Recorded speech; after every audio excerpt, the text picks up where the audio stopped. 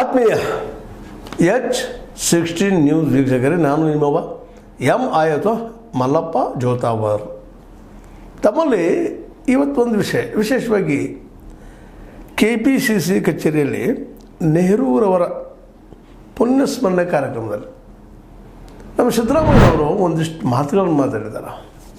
ಅದನ್ನು ನೋಡಿದಾಗ ಒಮ್ಮೆ ನಗಿನೂ ಬರ್ತದೆ, ಅದೇ ಕಾಲಕ್ಕೆ ಒಮ್ಮೆ ಏನಪ್ಪ ಇದೆವು ಅಂತೇಳಿ ನೋಡೋಣ ಅದು ಏನು ಮಾತಾಡಿದರು ನಿಮ್ಮ ಜೊತೆಗೆ ಹೇಳ್ತಾ ಇದ್ದೀನಿ. ನೋಡಿಲ್ಲ, ದೇಶದಲ್ಲಿ ಇಷ್ಟೊಂದು ಭ್ರಷ್ಟಾಚಾರ ಬೆಳೆಯಲು BJP ಕಾರಣ, RSS ಕಾರಣ.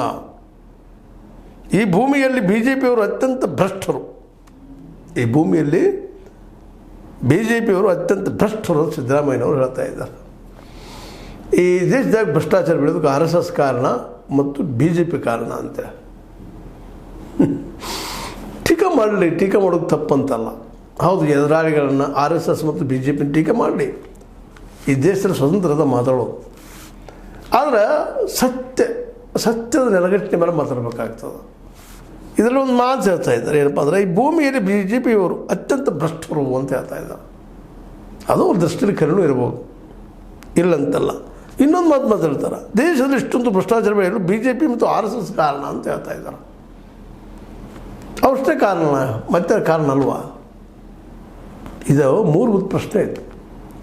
ನೆಹರೂರ ಮೇಲೆ ಭಕ್ತಿ ಅದನೋ, ಈಗ ಭಕ್ತಿ ಹುಟ್ಟಿಸ್ಕೊಂಡಿದ್ರು ಆ ಮಾತು ಬೇರೆ. ಮೂಲತಃ ನೀವು ಜನತಾ ಪಕ್ಷದವರು, ವಿಶೇಷವಾಗಿ ಕಾಂಗ್ರೆಸ್ನ ಬೈಕೊಂಡ ಮೇಲೆ ಬಂದಂಥವ್ರು, JS ಪಟೇಲರು, ನೀವು, ದೇವೇಗೌಡರು, ಎಲ್ಲರೂ, ನಮ್ಮ ನಜೀರ್ ಸಾಬ್ರು, ಇವರೆಲ್ಲರೂ ನೀವು ಸಹಜವಾಗಿ ಜನತಾ ಪಕ್ಷದಿಂದ ಬೆಳೆದು ಬಂದವರು. ಇವತ್ತು ನೆಹರೂರನ್ನು ಹೊಗಳ್ತಾ ಇದ್ದೀರ, ಹೊಗಳ್ರಿ, ಏನು ತಪ್ಪಿಲ್ಲ. ಅನ್ನದ ಋಣ ಅಂತಾರೆ ಅದಕ್ಕೆ. ಆ ನೆಲಗಟ್ಟಿನಲ್ಲ ಒಂದು ಅಧಿಕಾರದ ಋಣ ಅನ್ರಿ, ನೆನೆಸ್ತಾ ಇದ್ದೀರಿ, ಸ್ಮರಿಸ್ರಿ. ಆದರೆ ಬರೀ BJP ಒಂದೇ ಕಾರಣ ಇನ್ನು ಒಂದು. ಯಾಕೆಂದರೆ ಹೌದು, BJPಯಲ್ಲಿ ಭ್ರಷ್ಟಾಚಾರ ಅದ, ಇದರಿಂದ ನಾವು ಅಲ್ಲಗಳಿದಿಲ್ಲ, ಅಷ್ಟೇ ಅನ್ಬೋದಾಗಿತ್ತು. BJP ಭ್ರಷ್ಟಾಚಾರ ತುಂಬಿದ, ಅದೇ ಕಾರಣ ನಿಮ್ಮನ್ನು ನೀವು ವಿಮರ್ಶೆ ಮಾಡ್ಕೋಬೇಕಾಗಿತ್ತು. ನಮ್ಮಲ್ಲೂ ಅದಪ್ಪ ಇಲ್ಲ ಅಂತ, ನಮ್ಮ ಸಮಯದಲ್ಲಿ ಅದು ಹೋಗಿಲ್ಲ ಅಂತ ಹೇಳ್ಬೇಕಾಗಿತ್ತು. ಅಂದಾಗ ಹೌದಪ್ಪ ಇದು ಸರಿಯಾಗಿ ಮಾತಾಡ್ತಾ ಇದ್ದೀರಿ ಅಂತ ಅನ್ಬೋದಾಗಿತ್ತು. ಆದ್ರೆ ಇಲ್ಲೇ ಏನಪ್ಪ ಅಂದ್ರೆ ಇವ್ರು ಹೇಳೋದನ್ನು ನೋಡಿದಾಗ ಇವ್ರು ಬಂದ ಮೇಲೆ ಕರ್ನಾಟಕದಲ್ಲೇ ಭ್ರಷ್ಟಾಚಾರ ನಿಂತು ಹೋಗಿಬಿಟ್ಟದಪ್ಪ ಅಂತ. ಅದು ಹೇಳಿಕ್ಕೆ ಧೈರ್ಯ ಸಾಧ್ಯ ಇಲ್ಲ ಅವ್ರಿಗೆ, ಸಿದ್ದರಾಮಯ್ಯನವ್ರಿಗೆ. ಇನ್ನೊಂದು ಕಡೆ ಹೇಳ್ತಾರಪ್ಪ ಅಂತಂದ್ರೆ, ರಾಜ್ಯದಲ್ಲಿ BJP ಅಧಿಕಾರಕ್ಕೆ ಬಂದ ನಂತರ ಭ್ರಷ್ಟಾಚಾರ ಬೆಳೆದು ಬಿಟ್ಟಿದೆ. ಇದಕ್ಕೆ ಪೂರ್ವದಲ್ಲಿ ಬೆಳೆದಿರಲಿಲ್ಲ, ಇವ್ರು ಬೆಳೆದ್ಬಿಟ್ಟದು BJP ಇದ್ದಾಗ. ಕಾಂಗ್ರೆಸ್ ಅಧಿಕಾರದಲ್ಲಿದ್ದಷ್ಟು ಕಾಲ ಭ್ರಷ್ಟಾಚಾರ ಅಷ್ಟು ಬೆಳೆದಿರಲಿಲ್ಲ. ನೋಡಿದೆ ಎಲ್ಲ ಹೇಳಬಲ್ರು, ಒಟ್ಟೇ ಇಲ್ಲ ಭ್ರಷ್ಟಾಚಾರ ಅಂತ ಹೇಳಿಕ್ಕೆ ಸಾಧ್ಯ ಇಲ್ಲ ನಮ್ಮ ಇವರಿಗೆ, ಸಿದ್ದರಾಮಯ್ಯನವ್ರಿಗೆ. ಆದರೆ BJPಗೆ ನಮ್ಗೆ ಕಡಿಮೆ ಇದೆ ಅಂತ ಹೇಳ್ಕೊಡ್ತಾ ಇದ್ದಾರೆ. ಅದು ಇಲ್ಲೂ ಅದ ಭ್ರಷ್ಟಾಚಾರ. ಇದು ಒಬ್ಬನ ಟೀಕೆ ಮಾಡೋಕ್ಕಿಂತ ಮೊದಲ 100 ಸಲ ಯೋಚನೆ ಮಾಡಬೇಕಾಗ್ತದೆ. ನೆಹರೂರ ಕಾಲದಲ್ಲಿ ಸ್ಟಾರ್ಟ್ ಆಗಿಬಿಟ್ಟಿದೆ ಭ್ರಷ್ಟಾಚಾರ. ತಮ್ಮ ಮಗಳನ್ನ ತರಿಸ್ರು, ಅವರು ರಾಜಕೀಯ ಮಾಡಿದರು. ಅನೇಕ ದೊಡ್ಡ ಕಾಂಗ್ರೆಸ್ನ ನಾಯಕರನ್ನ ಬದಿಗೆ ಸರಿಸಿದರು. ಇತಿಹಾಸದಿಂದ ಅದನ್ನೇ ಇವತ್ತು BJPಗೆ ಹೇಳ್ತಾ ಹೊರಟಿದ್ದಾರೆ. ಅದನ್ನ ಅವ್ರು ಹೇಳ್ತಾರೆ, ಇದನ್ನು ನೀವು ಹೇಳ್ತೀರಿ. ಅವ್ರು ಅದನ್ನು ಹೇಳ್ತಾರೆ, ಇಲ್ಲ BJP ಇದೆಲ್ಲ ಬಂದು ತಡೀತು, ಕಾಂಗ್ರೆಸ್ ಎಲ್ಲ ಬೆಳೆಸಿದ್ದು, ನಾವು ಹಂಗೆ ಇರಲಿಲ್ಲ. ಹಾಗಾದರೆ ಅವರು ಶುದ್ಧ ಮಾಡಲಿಲ್ಲ, ಭ್ರಷ್ಟಾಚಾರ ಓಡಿಸಲಿಲ್ಲ, ಕಡಿಮೆ ಮಾಡಲಿಲ್ಲ. ಇವತ್ತು ನೋಡ್ತಾ ಇದ್ವಿ ಎಲ್ಲ ಕಡೆ, ಆಲ್ ಓವರ್ ಇಂಡಿಯಾ. BJP ಸರ್ಕಾರ ಇರಲಿ, ಕಾಂಗ್ರೆಸ್ ಸರ್ಕಾರ ಇರಲಿ, JDS ಸರ್ಕಾರ ಇರಲಿ, JDU ಸರ್ಕಾರ ಇರಲಿ, RJD ಸರ್ಕಾರ ಇರಲಿ, ಮಾಯಾವತಿಯವರ ಬಹುಜನ ಪಕ್ಷ ಇರಲಿ, ಮಮತಾ ಬ್ಯಾನರ್ಜಿಯವರ ತೃಣಮೂಲ ಕಾಂಗ್ರೆಸ್ ಇರಲಿ, ನಮ್ಮ ಶರದ್ ಪವಾರರ ನಮ್ಮ ನ್ಯಾಷನಲ್ ಕಾಂಗ್ರೆಸ್ ಇರಲಿ, NPC, ನಮ್ಮ ಫಾರೂಕ್ ಅಬ್ದುಲ್ಲಾರ ಅಥವಾ ಶೇಖ್ ಅಬ್ದುಲ್ಲಾರ ಅಥವಾ ಇವತ್ತಿನ ಒಮರ್ ಅಬ್ದುಲ್ಲಾರ, ನಮ್ಮ ಏನಪ್ಪ ನ್ಯಾಷನಲ್ ಫ್ರಂಟ್ ಇರಲಿ. ನಾನು ಯಾಕೆ ಬಂದು ಹೇಳ್ತಾ ಇದ್ದೀನಪ್ಪ ಅಂತಂದ್ರೆ, ಎಲ್ಲಿದ್ದರೂ ಇದು ಭ್ರಷ್ಟಾಚಾರ ನಿಂತಿಲ್ಲ. ಆದರೆ ಇವರು ಆರೋಪ ಮಾಡೋದು BJP ಅವರು ಅತ್ಯಂತ ಭ್ರಷ್ಟರು. ನಾವು ಹೇಳೋದು ಹೌದು, ಮಾಡಿ ಟೀಕೆ ಜೊತೆಗೆ ನಿಮ್ಮನ್ನು ನೀವು ವಿಮರ್ಶೆ ಮಾಡಿಕೊಡ್ರಿ ಅಂತ. ಕರ್ನಾಟಕದಲ್ಲಿ ಎಷ್ಟು ಪರ್ಸೆಂಟೇಜ್ ಆದರೂ ಕಡಿಮೆ ಮಾಡಿದ್ರಿ ನೀವು ಭ್ರಷ್ಟಾಚಾರ? ಯಾವ ಇಲಾಖೆಯಲ್ಲಿ ಭ್ರಷ್ಟಾಚಾರ ಕಡಿಮೆ ಅದ? ನೀರಾವರಿಯಲ್ಲಿ ಕಡಿಮೆ ಅದನ, ಶೈಕ್ಷಣಿಕ ರಂಗದಾಗ ಕಡಿಮೆ ಅದನ, PWDಯಲ್ಲಿ ಕಡಿಮೆ ಅದನ, ಯಾವ ಕ್ಷೇತ್ರ ಕಂದಾಯ ಇಲಾಖೆಯಲ್ಲಿ ಕಡಿಮೆ ಅದನ?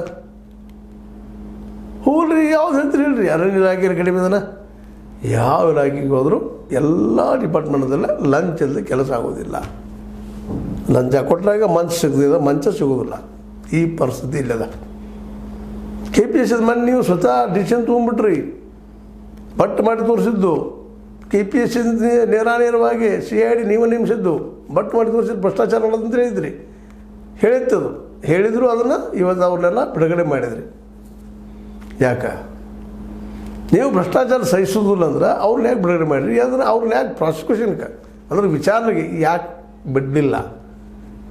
IAS ಅಧಿಕಾರಿಗಳನ್ನ ಯಾಕೆ ಬಿಟ್ಕೊಟ್ರಿ? ಇವೆಲ್ಲರೂ ಇವತ್ತು ಅವ್ರು ಪ್ರಶ್ನೆ ಮಾಡ್ತಾರೆ ನಿಮಗೆ.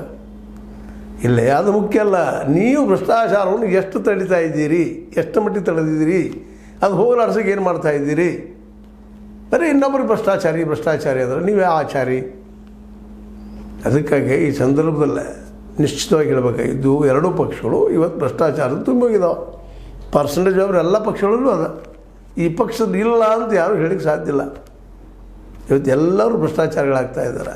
ಅನಿವಾರ್ಯ ಅದು ತಂದಿರಿಸ್ತದೆ, ವ್ಯವಸ್ಥೆ ಇದು ಆ ರೀತಿ ತಂದಿರಿಸ್ಲಿಕ್ಕತ್ತದ್ರೆ. ಪ್ರತಿಯೊಂದು ಫೀಲ್ಡ್ದಾಗೂ ಈ ಭ್ರಷ್ಟಾಚಾರ ಸ್ಟಾರ್ಟ್ ಆಗಿಬಿಟ್ಟದು. ಇದ್ರ ಅಂತ್ಯ ಆಗೋದು ಯಾವಾಗ? ಇದಂತೆ ಮೋಸ್ಟ್ ಪ್ರೊಬಲಿ ಯಾವ ಸರ್ಕಾರದಿಂದನೂ ಆಗೋದಿಲ್ಲ ಅನ್ನೋದು ಈಗಾಗಲೇ ಶತ್ಸತ್ತಂಗೆ ಆಗಿಬಿಟ್ಟದ. BJP ಬರಲಿ, ಮತ್ತವ್ರು ಬರಲಿ, ಮತ್ತು ಪತ್ರಿಕೆಗಳಿಂದನೂ ಆಗೋದಿಲ್ಲ, ಮೀಡಿಯಾದಿಂದನೂ ಆಗೋದಿಲ್ಲ. ಮೀಡಿಯಾ ಹೇಳ್ಬೋದು ಅಷ್ಟೇ ಹೆಂಗದ ಅಂತೇಳಿ, ಸಾಧ್ಯ ಇಲ್ಲ.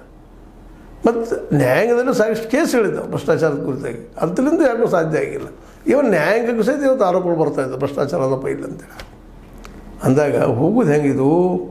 ಇದನ್ನು ಟೀಕಾ ಮಾಡಿದ್ರು ಸಿದ್ದರಾಮಯ್ಯನವರು, BJP ಅವರು ಮತ್ತು RSS ಅವರಿಂದ BJP ಇದು ಭ್ರಷ್ಟಾಚಾರ ಬೆಳೀತು ಅಂತ ಹೇಳ್ತಾ ಇದ್ದಾರೆ. ಅವರಷ್ಟೇ ಕಾರಣ ಅಲ್ಲ, ಎಲ್ಲರೂ ಕಾರಣ. ಸ್ವತಃ ನಾವು ಕಾರಣ. ಮತದಾರರು 500,000 ತೊಗೊಂಡು ಓಟ್ ಹಾಕ್ತಾಯಿದ್ವಿ. ಗ್ಯಾರಂಟಿಗೆ ಬೆಲೆಯಾಗಿ ಯಾರಿಗೂ ಓಟ್ ಹಾಕ್ತಾಯಿದ್ದೀವಿ. ಅದಕ್ಕಿಂತ ಮುಖ್ಯವಾಗಿ ನಮಗೆ ಉದ್ಯೋಗ ಕೊಡಪ್ಪ, ಪ್ರಾಮಾಣಿಕ ಯಾವ್ದಾನ ಅದರ ಒಬ್ಬನ ಹುಡುಕಾಡೆ ಆರಿಸ್ತಿರೋಂಥ ಜ್ಞಾನ ನಮ್ಮಲ್ಲಿ ಬರ್ತಾಯಿಲ್ಲ. ನಾವು ಸುದ್ದಿಲ್ಲ ಇವತ್ತು.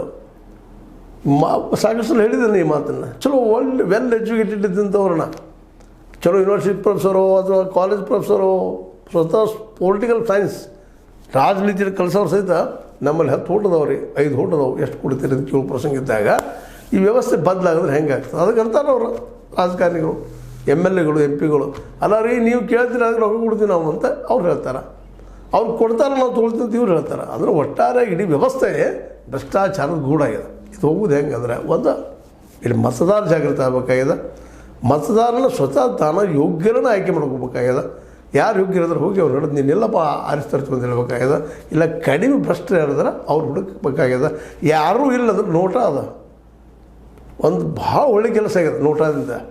ಆ ನೋಟ ಪ್ರಯೋಗ ಮಾಡೋದು, ಎಲ್ಲರೂ ನೋಟ ಪ್ರಯೋಗ ಮಾಡಿದಾರಪ್ಪ ಅಂದ್ರೆ ಈಗ ಯಾರು ನಿಂತಿರ್ತಾರೆ ಮೇಲೆ ಅವ್ರಿಗೆಲ್ಲ ಮುಂದಿನ 6 ವರ್ಷ ನಿಲ್ಲಕ್ಕೆ ಬರೋದಿಲ್ಲ. ಅವ್ರೆಲ್ಲರಿಗೂ ಖರ್ಚು ಆಗ್ತದ್ರೆ ಮ್ಯಾಕ್ಸಿಮಮ್ ಅದಪ್ಪ ಅಂತಂದ್ರೆ ಎಲ್ಲರೂ ಒಕ್ಕಲಿಂದ ನೋಟ ಬಳಸಿದ್ರೆ ನಿಶ್ಚಿತವಾಗಿ ಇವರಲ್ಲಿ ನೋಟಗಳು ಹಾಕಿದ ಮಂದಿ ಹಾಕಿ ಸುಳ್ಳು ಮಂದಿ ಮನೆಗೆ ಹೋಗಿಬಿಡ್ತಾರೆ. ಅವರು ಭ್ರಷ್ಟರು.